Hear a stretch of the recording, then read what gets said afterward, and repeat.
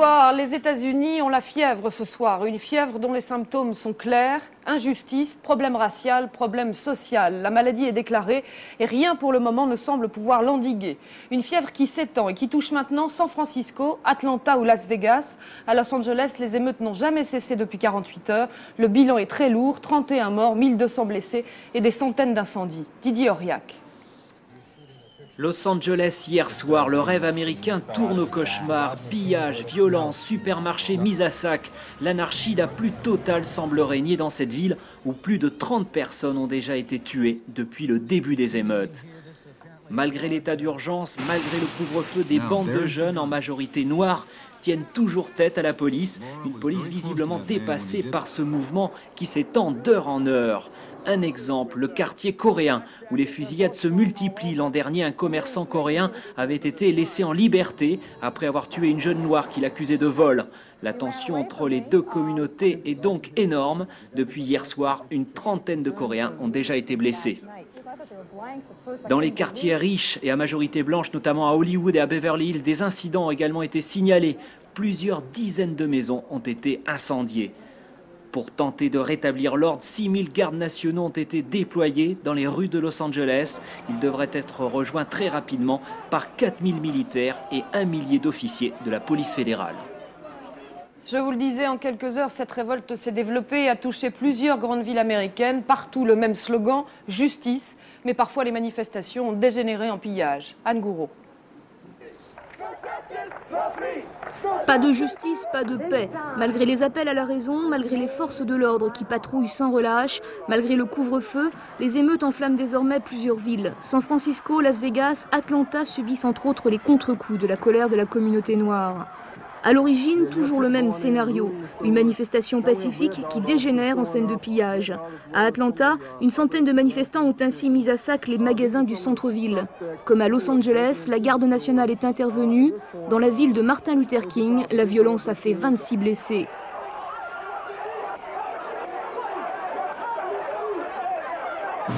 Même déploiement de forces de police à San Francisco. San Francisco à feu et à sang, près de 600 personnes ont été arrêtées après une manifestation dans le centre-ville. Là encore, pillage et violence ont succédé au slogan en faveur d'une autre justice. Las Vegas, paradis du jeu, n'a pas fermé ses casinos malgré la pression de la rue. 200 personnes ont incendié 2 postes de police dans l'ouest de la ville. Des tirs ont été signalés de part et d'autre, blessant un policier et un civil. Les manifestants se sont dispersés par petits groupes pour continuer ailleurs à scander leur colère. Et on rejoint tout de suite en direct de Los Angeles le correspondant de France Info, Christian Bex. La situation est-elle plus calme ce soir, Christian ? Ça se calme un peu, effectivement, il y a beaucoup moins d'agitation dans les rues, mais des colonnes de fumée voilent le ciel de Los Angeles ce matin encore. Jusqu'à 1h du matin, cette nuit, la fureur et la haine des gangs continuent à s'étendre sur toute la ville. Tous les quartiers étaient touchés, Long Beach, Pasadena, Pomona, Downtown, East LA et même Hollywood. Seul Beverly Hills s'était un peu épargné par cette horde sauvage de jeunes dont certains n'ont pas plus de 12 ans. Ils se déplacent en courant par milliers à travers la ville, tuant ceux qui leur résistent, se tuant entre eux, sortant les passagers des voitures pour les lyncher, incendiant les magasins qu'ils pillent. Vers 3h du matin, pourtant, le déploiement des premiers effectifs de la garde nationale commençait à faire respecter le cessez-le-feu. Les rues à ce moment-là devenaient désertes, le quartier noir de South Central était bouclé hermétiquement. Alors la question qui se pose aujourd'hui, bien sûr, c'est de savoir comment va se passer cette 3e journée d'émeute. Les pompiers sont sur la brèche, un calme apparent règne en ville. Pourtant, les esprits ne sont pas calmés. Les gangs vivent encore sur leur planète, la planète émeute, comme le disent les habitants de Los Angeles. La police, la garde nationale, l'armée envoyée par le président Bush va s'efforcer, Élise Ducet, de les en faire redescendre. Merci Christian. La police de Los Angeles a été totalement débordée, vous le disiez. Et George Bush a annoncé l'envoi sur place de 5000 militaires et policiers. Changement de langage donc pour le président américain qui semble envisager des solutions plus répressives. Dans la communauté noire, les leaders multiplient les appels au calme et demandent la révision du procès qui a tout déclenché. Jean-Paul Géroard. Main de fer et gants de velours, George Bush et son administration ont visiblement choisi de jouer sur les 2 tableaux face à la propagation des émeutes. Côté main de fer, Marlene Fitzwater, le porte-parole de la Maison-Blanche, a annoncé l'envoi de 1000 policiers fédéraux à Los Angeles et le transfert à l'intérieur de la ville de 4000 soldats de l'armée américaine. George Bush a pris cette décision au terme d'une réunion avec tout son état-major militaire. Gants de velours, dialogue avec la communauté noire. Le président américain a reçu une délégation de ses principaux dirigeants. Ils ont appelé à un retour au calme, mais ils ont indiqué que ce ne serait possible qu'à condition que la justice américaine engage de nouvelles poursuites contre les 4 policiers. Après une rencontre avec le ministre de la Justice, le président américain a annoncé que l'enquête continuerait pour s'assurer que les droits civiques sont appliqués avec équité. Mais pour le pasteur noir Jesse Jackson, la révision du procès King ne sera pas suffisante pour calmer le désespoir social. Selon lui, les ghettos américains ont besoin de la même manne d'aide et d'investissement que celle que les États-Unis ont fournie à l'Europe de l'Est. George Bush s'exprimera ce soir à la télévision. Les propos qu'il tiendra sur le mal-vivre de la communauté noire risquent de peser lourd dans la compétition pour l'élection présidentielle. Et c'est clairement le problème de la justice américaine et du racisme qui se pose aujourd'hui aux États-Unis. Il faut dire que l'affaire jugée à Simi Valley était considérée comme symbolique. L'acquittement des 4 policiers a d'autant plus scandalisé les Américains que 2 jurés parlent ce soir à mots couverts de pression juridique. Laurence Piquet. Un verdict coup de tonnerre. Après 6 jours de délibération, 12 jurés, tous blancs, acquittent les 4 policiers blancs qui avaient frappé un automobiliste noir il y a 1 an. Une scène filmée par un témoin. 81 secondes de violence qui n'auront pourtant pas convaincu les jurés. 2 d'entre eux témoignent à visage couvert. La cassette vidéo n'était pas le seul élément du dossier. Si je n'avais vu que cet enregistrement, j'aurais pensé qu'ils étaient coupables. Mais j'ai dû tenir compte des témoignages, des autres informations et des indications des juges qui m'ont convaincu de prendre cette décision. Pourtant, vous avez été l'une des 4 à penser que Warren Powell aurait dû être condamné pour usage excessif de la force. C'est vrai. Pourquoi ? Parce que les éléments qui m'ont été fournis tendent à montrer qu'il n'était plus maître de lui-même. Étant donné la nature restrictive et précise de la loi, vous a-t-on laissé la possibilité de prendre une autre décision que celle qui a été prise? En fait, on ne pouvait pas regarder cette vidéo sans penser que quelque chose d'anormal se passait. Mais les autres éléments du dossier et les directives des juges nous ont amenés à prendre cette décision. Malaise évident des jurés pour justifier leur clémence. La question ce soir, quels ont été ces fameux éléments du dossier qui ont permis l'acquittement? En France, c'est l'intervention du président de la République qui a marqué ce 1er mai. Et le fait de choisir la fête du travail n'était pas anodin pour le chef de l'État. L'essentiel de sa déclaration ce matin à Europe 1 concernait en effet le chômage, le social et plus précisément l'Europe sociale. François Mitterrand. Si on veut que l'économie marche, il faut que le social fonctionne. Il faut qu'il y ait la contribution absolument enthousiaste, volontaire de tous les travailleurs de tous nos pays, sans quoi tout ça tombera par terre. Je souhaite développer dans l'Europe une législation comparable, peu à peu, à mesure qu'il y aura des progrès économiques comparables à ceux de la France. Je suis d'avis que Jacques Delors a raison lorsqu'il pense que dans les années prochaines, la communauté européenne, parce qu'elle existe, devrait gagner 3 à 4 millions, et même, il a dit 5, d'emplois. Deuxième grand axe de la déclaration du président de la République, la politique intérieure, avec un François Mitterrand combatif pour les élections législatives de 93 et un François Mitterrand confiant pour Pierre Bérégovoy. Pierre Bérégovoy est là pour marquer bien aux Français que la politique qu'il mène est une politique qui n'est pas faite que pour 11 mois. Quand on se bat, on veut gagner. Et je pense que le gouvernement de Pierre Bérégovoy et l'ensemble des forces qui le soutiennent peut très bien, encore aujourd'hui, l'emporter, sans que, bien entendu, j'ignore que ce gouvernement a le dos au mur en raison du peu de temps qu'il a devant lui. Pas de réaction politique encore ce soir, ou très peu. La principale critique provient des anti-Maastricht, bien sûr, mais aussi de la droite qui accuse François Mitterrand d'utiliser l'Europe à des fins de politique intérieure. Réaction de Maxime Grémetz pour le PC et d'Alain Madelin pour l'UDF. Je regrette que le président de la République ait cherché à annexer la fête du travail au nom du socialisme dans un pays qui compte 3 millions de chômeurs. Et au moment où l'on devrait mettre peut-être le socialisme entre parenthèses pour permettre l'union nécessaire à la ratification du traité de Maastricht, c'est une intervention partisane, c'est une intervention de trop. Nous sommes, nous, pour une Europe de la coopération, une Europe du progrès social, mais Maastricht, c'est tout à fait autre chose. C'est pourquoi nous disons non, et nous disons que devant une chose aussi importante qui engage l'avenir du pays et de notre peuple, il y a nécessité que le peuple soit consulté. Et Jean-Marie Le Pen avait une belle occasion de réagir puisqu'il a fait du 1er mai la date symbole de son mouvement. Le leader du Front National, qui faisait sa rentrée politique après les élections régionales, a voulu se représenter comme le porte-drapeau des anti-Maastricht à droite. Charles Sanviti, Joseph Tual. Éternel alezan fougueux, monté par Sainte-Pucelle, cette année l'équipage s'est même renforcé. 2 chevaliers et un écuyer escortent l'héroïne. Déploiement équestre pour celle qui boutent à l'anglais, hors de France, défense et intégrité du sol national.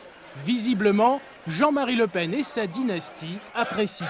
Les provinces lepénistes aussi, qui toutes crient haro sur l'Europe. Non au traité, pour se remettre en scène après son demi-revers au régional, Jean-Marie Le Pen lance à sa façon sa nouvelle croisade. Il s'agit là d'une véritable conspiration contre les peuples et les nations d'Europe, et d'abord contre le peuple français et la France, pour remettre celle-ci et son destin à des banquiers apatrides. Anathème aussi sur la droite, jugée complice de François Mitterrand. Bref, Jean-Marie Le Pen veut incarner seul le refus à Maastricht, mais sur le sujet, d'autres lui disputent le monopole dont il rêve. Le chef de l'État intervient beaucoup en ce moment pour défendre le traité de Maastricht. L'Europe rend le chef de l'État très combatif, Fernand Tavares, mais est-ce seulement l'Europe ? Eh bien écoutez, François Mitterrand, ce qu'on peut dire, est également à la reconquête, non pas du pouvoir, mais de l'opinion, et plus singulièrement de l'électorat de gauche, ça c'est clair. Le président, comme toujours, choisit bien son moment, les sondages lui redeviennent plus favorables, ceux de son Premier ministre sont bons, la bourse se porte bien, et le chômage recule légèrement. Alors l'échec des régionales, eh bien c'est du passé. Et le chef de l'État retrouve des accents de 1981 et de 1988. Il faut mieux partager les richesses et le travail et tout mettre en œuvre pour ne pas franchir le seuil fatidique des 3 millions de chômeurs. Le président de la République est sûr que le gouvernement de Pierre Bérégovoy a non seulement les capacités de le faire dans les mois à venir, mais encore après les élections législatives de 93. Car l'Europe sur laquelle une majorité politique s'accorde aujourd'hui, c'est aussi, a-t-il dit, la perspective de plus d'emplois. Alors ce soir, on l'a entendu bien évidemment, l'opposition chatouilleuse sur Maastricht reproche à François Mitterrand de faire de l'Europe un enjeu de politique intérieure. En tout cas, à l'UDF et au RPR, on est fixé sur un point au moins. Aucune échéance électorale ne sera anticipée. Donner du temps au temps, c'est plus que jamais la devise du président de la République qui relance le débat, ou plutôt le combat politique, dans un contexte et à un moment où certains ne l'attendaient peut-être pas de sitôt. Merci Fernand pour cette analyse. Si les réactions politiques ont été rares, les réactions syndicales en revanche se sont multipliées, 1er mai oblige. La CGT défilait à Paris et ses représentants se sont une nouvelle fois élevés contre le traité de Maastricht et contre l'Europe sociale. La manifestation rassemblait en tout 50 000 personnes autour du thème de l'antiracisme. 1er mai très européen en revanche pour la CFDT qui avait choisi de rencontrer des syndicalistes venus de toute la CE à quelques kilomètres de la frontière belge. Reportage FR3 Lille, Marie-Agnès Bourguin et Laurent Navez. 15h30, point de départ du cortège, à Luhain, berceau du syndicalisme du Nord-Pas-de-Calais, et témoin de ce 1er mai européen. 600 militants ont répondu présents à l'appel de la CFDT, parmi eux des syndicalistes des pays de la CE et de l'Europe de l'Est, Allemagne, Bulgarie, Pologne ou encore Belgique. Situation pour le moins paradoxale quand on sait que les syndicats français, eux, ont préféré manifester en ordre dispersé. En France, on est bien loin de l'unité syndicale. Jean Caspar a d'ailleurs profité de l'occasion pour lancer un appel au secrétaire général de Force ouvrière. Je dirais à Marc Blondel que nous avons autre chose à faire que de nous engager dans de l'invective tout à fait inutile et que la CFDT n'a pas de leçons à recevoir, comme je ne me permettrai pas de donner des leçons à d'autres responsables syndicaux. Ce qu'il nous faut aujourd'hui, c'est d'essayer d'agir ensemble pour l'Europe, d'agir ensemble pour l'emploi, contre les exclusions, contre le racisme. C'est cela que les salariés attendent de nous. 16h, le cortège est accueilli en fanfare à la frontière par quelques 400 syndicalistes flamands. C'est lors des discours, les accords de Maastricht bien sûr, soutenus par la CFDT et la solidarité européenne. Je crois qu'un rapprochement des syndicats européens est absolument indispensable. Les patrons savent s'organiser entre eux. Ce serait catastrophique que nous n'en fassions pas autant. 17h, le cortège repart, direction la Grand Place d'LU1 pour une table ronde et un concert de Didier Lockwood, le jeune homme au violon. Marc Blondel, dernière réaction syndicale, Marc Blondel pour Info a exprimé quelques craintes concernant l'emploi. Pour lui, l'Europe n'est pas forcément la solution du chômage. Accident dramatique en Suisse dans le massif des Grisons. Un car de touristes et plusieurs voitures ont été emportées par une avalanche. 4 personnes ont été tuées, plusieurs autres blessées. Des hélicoptères de secours ont été dépêchés sur place.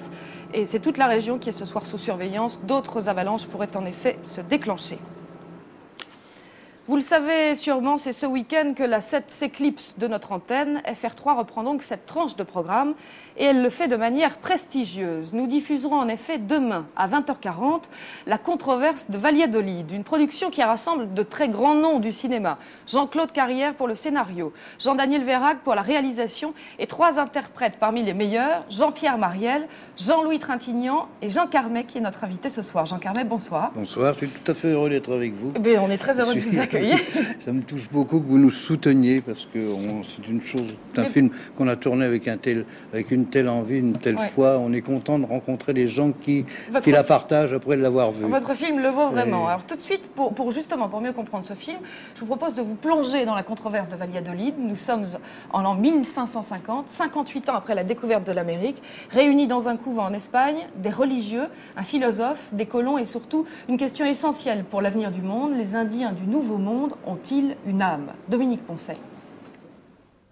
Depuis la découverte et la conquête des Indes, les Espagnols n'ont pas cessé d'asservir, de torturer et de massacrer les Indiens. En 1550, dans un couvent de Valladolid, en présence d'un légat du pape interprété par Jean Carmet, on va débattre d'une question fondamentale.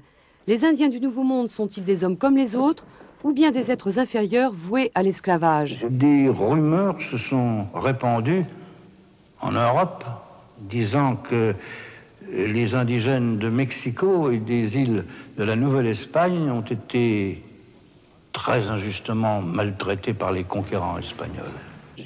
La joute va opposer un dominicain défenseur des Indiens, incarné par Jean-Pierre Mariel, et un chanoine philosophe on ne peut plus raciste, joué par Jean-Louis Trintignant. Cet épisode peu connu de l'histoire espagnole fut pourtant d'une importance capitale puisqu'il se solda par la fin de l'inféodation des Indiens aux colons. À la fin de notre débat, la décision que je prendrai sera ipso facto confirmée par le Saint-Père et deviendra par conséquent irrévocable. Défendu par 3 immenses comédiens, ils sont habiles avec leurs pieds comme les singes. La controverse de Valladolid est un superbe affrontement qui, bien que tiré d'une histoire vieille de plus de 400 ans, résonne à nos oreilles comme une question contemporaine. Alors Jean Carmet, on le voit un petit peu dans ce sujet, en fait tout ce film se passe dans le couvent, loin du Nouveau Monde, des combats, et c'est un trio d'acteurs, un huis clos en quelque sorte. J'ai l'impression que ça a été à la fois un rôle périlleux et en même temps complètement passionnant. Oui, totalement passionnant parce qu'on n'a pas quitté le plateau, Mariel, Trintignant et moi, pendant le tournage, c'est-à-dire qu'on était toujours là et témoins toujours du travail des autres. J'étais le spectateur de Mariel et le spectateur de Trintignant et véritablement il y a une espèce de sincérité parce qu'on se prenait au jeu et on était absolument dans l'action. Parce que ce film qui est une espèce de dispute entre ces 3 personnages, un assaut d'éloquence quelque part, c'est aussi un film d'aventure. Ouais. C'est un espèce de western raconté, dans lequel les mots ont une telle importance, les mots font figure de décor là-dedans. C'est une des premières fois que je ressens ça. Moi, en tant que je me sens tout à fait extérieur à ce film quand je le vois maintenant. Je le regarde comme un spectateur et comme d'ailleurs je ne me reconnais pas avec cette espèce de avec ce costume étonnant. Est-ce que vous avez eu l'impression d'être replongé dans un débat vieux de 5 siècles ou alors de parler d'une question très actuelle? Totalement, totalement. D'ailleurs, c'est exposé avec beaucoup de modernisme par Carrière et c'est mis en scène évidemment d'une façon très très claire comme par Vérargue, c'est mis en scène quelquefois comme dans un film d'Hitchcock. C'est-à-dire que il y a des plans généraux où les personnages sont caressés par la caméra. Les personnages sont toujours là, hein, même. Il n'y a pas de gros plans heurtés.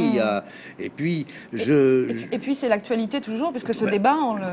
Évidemment, c'est de savoir, il y a toujours dans la vie des gens qui sont des sous-hommes pour d'autres, qui sont méprisés par d'autres, et quoi qu'il arrive, c'est une chose sur laquelle qu'on n'a pas vraiment surmonté depuis cette époque-là. Il se passe une chose, c'est que c'est quand même la première fois où on en a véritablement discuté. Il y a quand même un petit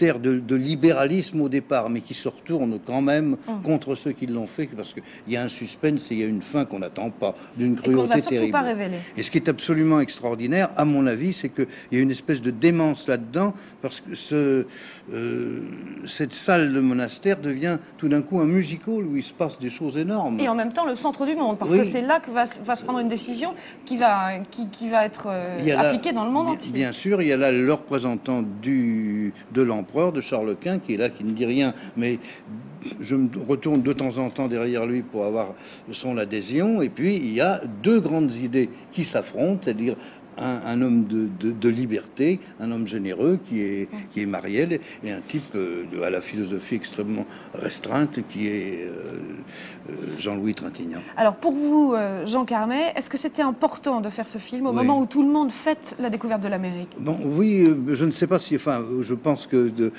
Carrière, qui a été le premier concerné et qui nous a entraînés très opportunément et pour notre bonheur dans cette aventure, avec qui on a l'habitude de travailler, puisqu'on avait fait récemment avec Vérargue aussi et avec Marielle, Bouvard et Pécuchet, on se retrouve là-dedans, on travaille carrément en famille, quoi. Et je crois que Jean-Claude a été sollicité pour faire quelque chose qui évoque l'anniversaire de l'Amérique. Il a trouvé ce moyen de faire un film dans lequel n'interviendrait pas d'une grande mise en scène des caravelles et tout ça. Il a fait agir les mots. Magnifique. Il a écrit un livre d'ailleurs qu'on va présenter tout de suite, La controverse de Valladolid de Jean-Claude Carrière au Pré-Auclair. Jean Carmet, je vous remercie beaucoup d'être venu nous voir. Oui, et je conseille surtout aux téléspectateurs de regarder cet excellent film qui passe donc demain à 20h40 sur la 3. Bravo, bravissimo pour tout l'équipage d'Il Moro di Venezia, le bateau italien qui s'est qualifié pour la finale de la Coupe de l'América. Didier Chaumont. Paul Caillard et ses équipiers à bord d'Il Moro di Venezia savourent cette victoire historique, un suspense qui aura duré jusqu'au bout face aux Néo-Zélandais. Dans cette dernière régate, ils ont réalisé un travail fantastique sur ce plan d'eau ensoleillé de San Diego. Comme pour un César, Paul Caillard dédie cette victoire à sa famille. Je veux prendre cette opportunité de dire bonjour à ma grand-mère et toute ma famille à Paris. Et je suis très contente pour tout votre support. Dès le départ de cette dernière régate, Italiens et Néo-Zélandais vont se livrer une bataille acharnée. Mais Il Moro di Venezia va rapidement creuser l'écart pour laisser son adversaire à plus d'une minute dans les premiers bords. Les manœuvres des Néo-Zélandais sont hésitantes. Le bateau italien remporte cette Coupe Louis Vuitton, 5 victoires à 3. Il sera opposé dans la finale de la Coupe de l'América à l'un des Defenders, America 3 ou Star and Stripe, à partir du 9 mai. Pour terminer, les pronostics de Daniel Leclerc pour le tiercé écarté quinté. Il vous conseille de jouer le 13, le 11, le 17, le 15, le 4, le 6, le 10 et le 12. Et vous le voyez, le 13 est son joker. Fin de ce 19-20, prochain rendez-vous avec la rédaction, 22h45, soir 3 avec Marc Hautement. Dans quelques secondes, la météo complète de Michel Touret. À lundi 19h, bonsoir.